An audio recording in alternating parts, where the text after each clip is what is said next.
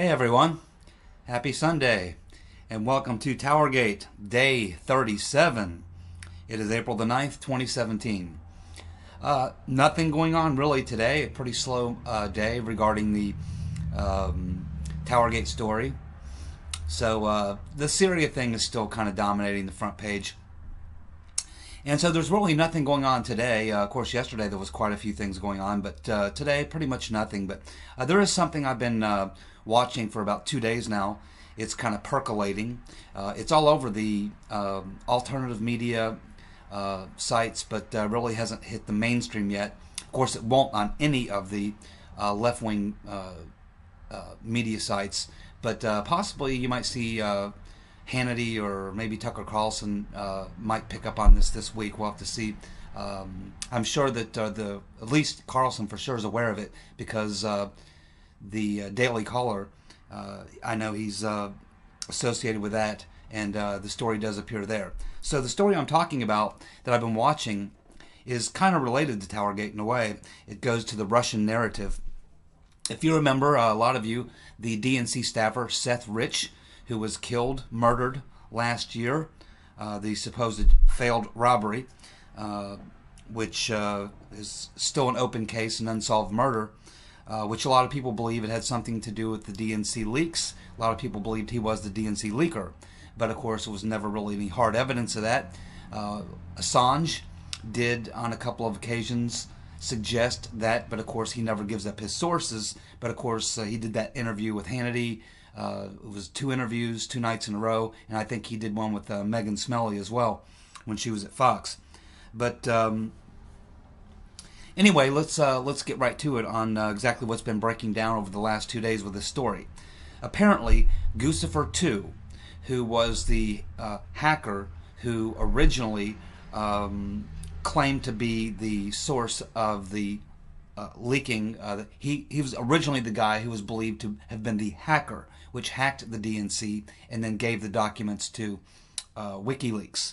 But WikiLeaks, in the last 2 days, has retweeted a conversation which was happening and has been going on for quite some time between Gucifer 2 and a woman named Robin Young. Robin Young is a former Playboy model, now turned actress. I've never heard of her. Some of you may have. But apparently she and Gucifer 2 have had some pretty steamy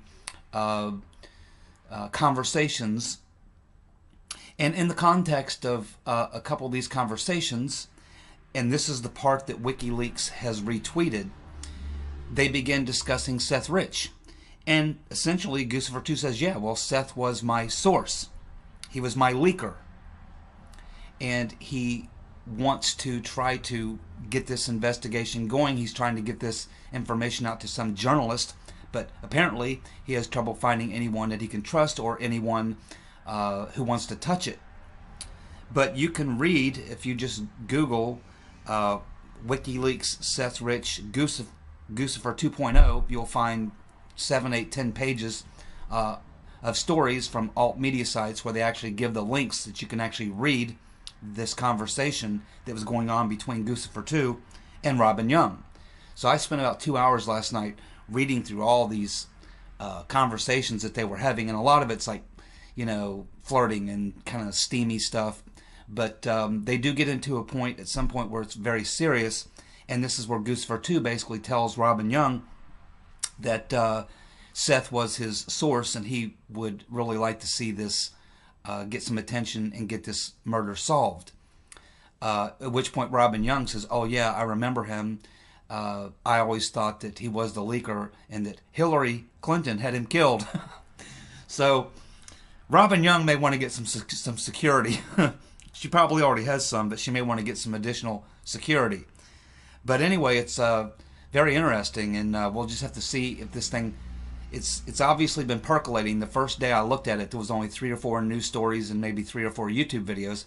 But the second day I went and looked at it, now there's 7, 8 pages on Google that you can go through, and just about every alternative media source has now got the story. So it is now percolating. Of course, the left-wing media won't touch this, but I expect that we may hear about it this upcoming week from Tucker Carlson, Sean Hannity. This is one of these things that can bubble and gurgle around for a while until it finally surfaces to the top. I was waiting to see if it was just, somebody, a fake retweet. And so I was kind of hoping that WikiLeaks would come out and retweet something else to confirm, yeah, this was a real retweet, and it wasn't just somebody playing around. But WikiLeaks has not, at this point, come out and followed up on that. They just retweeted it the first time around. But WikiLeaks doesn't really try to do this type of thing. I mean, they don't try to get into this sort of thing. Usually WikiLeaks has a pretty good reputation for leaking legitimate stuff. Regardless of what you think about WikiLeaks, no, there's not too many people that question the authenticity of the things that they release. And so it was just very interesting that WikiLeaks would retweet this conversation to bring this back, because Assange has been kind of hesitant to come forward with what he really knows about Seth Rich. And he may not really know. I don't think that Rich would have leaked directly to WikiLeaks. It appears he leaked at this point to Gucifer 2.0. And so Gucifer 2.0 may have been the source of getting the material to WikiLeaks, but he's changing his tune now and stating he wasn't the hacker, but rather he was the receiver of the information from the leaker, who he says was Seth Rich. Now, he probably originally, for whatever reason, he took credit for it. Maybe it was to protect somebody. I really don't know. But now he's certainly, if you look at this conversation, if you care to take the time to do it, you can read it.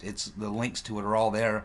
And I've read probably for 2 hours, because they apparently, this Gucifer 2.0 and Robin Young communicated quite a bit. And 98% of what they talk about is just, stuff. It has nothing to do with anything political. But on this particular thread that I was reading last night, you see where things get kind of serious in this conversation, and he begins to open up and talk to Robin Young about Seth Rich, and eventually he just says, well, he was my leaker. And I would like to see somebody take this on, but apparently it's a very hot potato that not a lot of people want to touch. So very interesting thing to pop up, and we'll have to watch and see as the week goes on, and see if anybody in the mainstream media wants to pick up on this and see if they'll touch it. As most of you know, or I guess some of you know, I actually did a very extensive bit of research and investigation into the Seth Rich murder. I did 2 videos on it, long videos, hard videos to watch. They're not very entertaining. It's just a lot of facts that I researched for about 2 weeks, and gained as many facts as I could to try to determine what may have happened to Seth Rich. I never believed the original story, and the story still is that he was mugged, nothing was taken, but he was involved in a scuffle, and his watch was damaged. But to say that there was nothing taken, I mean, I never really believed that nothing was taken. I think something was taken from Seth Rich. I think either somebody took a flash drive or some information that he had on him. And a lot of people who knew Seth Rich said that he almost always carried around his laptop, which he held in a little bag, which had like a shoulder strap. And so it's very possible that, because we know a struggle did ensue with Seth Rich and his attacker or attackers, we don't know how many, and the damage to his watch, it suggests that maybe the struggle was for somebody to try to get something away from him, because he was shot in the back at least once, possibly 2 or 3 times. The coroner has never released a report, so we really don't know how many times he was shot in the back, but we know he was shot in the back. Well, if you're a mugger, or just you're out doing a random murder and you decide to shoot this guy in the back, why was there any need to have a scuffle? If you got a gun, the other guy doesn't have a gun, there's really not much of a scuffle to be had, especially if you're just going to shoot the guy. So my guess is that the struggle ensued because it was something that Seth Rich had that somebody wanted before they offed him. And I suggest it was to you that it probably could have been a flash drive, or possibly his laptop, which we know he carried with him a lot of the time. And of course there's that story that lingered out there for a long time that I don't think has ever been proven, which is that on that particular morning he was headed to the FBI. But the murder occurred at like 10 minutes after 4 in the morning. So, you know, I don't think he would have been going to the FBI at 4 a.m. and he had been out drinking heavily the night before. So I've never really bought in too much, or I don't have enough evidence to prove that he was on his way to talk to the FBI. Some people say he was going to be interviewed by the FBI for an investigation that was going on regarding the Clintons. We know he was a Bernie Sanders supporter. He was a director of voter expansion data, excuse me, at the DNC. Just prior to his leaving the DNC, he was offered a job in the Clinton campaign. So he was going to be leaving Washington, D.C., where he had been acting director of voter expansion data, and he was going to work directly for the Clinton campaign. And it was in between the time that he left the DNC and the time that he was supposed to move to New York to work for the Clinton campaign directly that this event went down. It's been suspected that he was a DNC leaker for a very long time. There's just been no evidence to prove it. So now we have Gucifer 2.0 basically saying, yes, Seth Rich was my leaker. So if you want to find out a little bit more about that and read the threads, you know, just go to Google and type in WikiLeaks, Seth Rich, Gucifer 2.0, and click on the first link you see, and you'll see the link in whatever story you click on. They're all basically the same story. Click on the link, and you can read the conversation between Gucifer 2.0 and Robin Young. And it's very interesting. It doesn't look like it's a spoof or anything like that. And again, WikiLeaks has not followed up, but they are the one who originally retweeted this, because these conversations happened quite some time ago. This is not conversations that just recently happened. So it's very interesting because, of course, the entire Russian hacking narrative is based on the fact that the Russians hacked the DNC.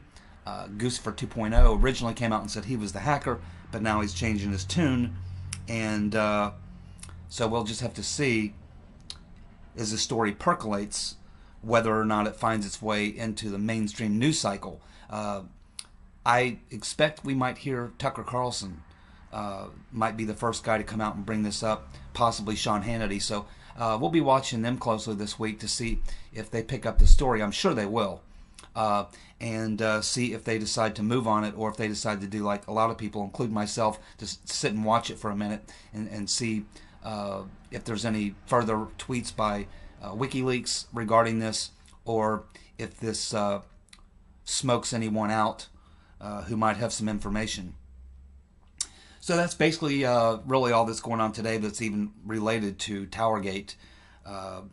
Like I said, the Syrian story is still dominating the news cycle. The meeting with the Chinese president, this terrorist attack in Sweden. So these are the things that are pretty much hitting the news cycle the last 5 days or so. Not a lot going on. So anyway, that's what we got for today.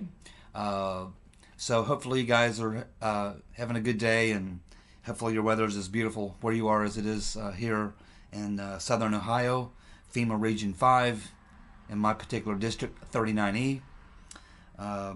So anyway, y'all have a good Sunday. Take care. Thank you for subscribing to my videos, and thumbs up and shares and all that kind of stuff. I appreciate it, and I'll be back tomorrow, and we'll keep following where the trail leads on the constant drip, drip, drip. See y'all. Bye.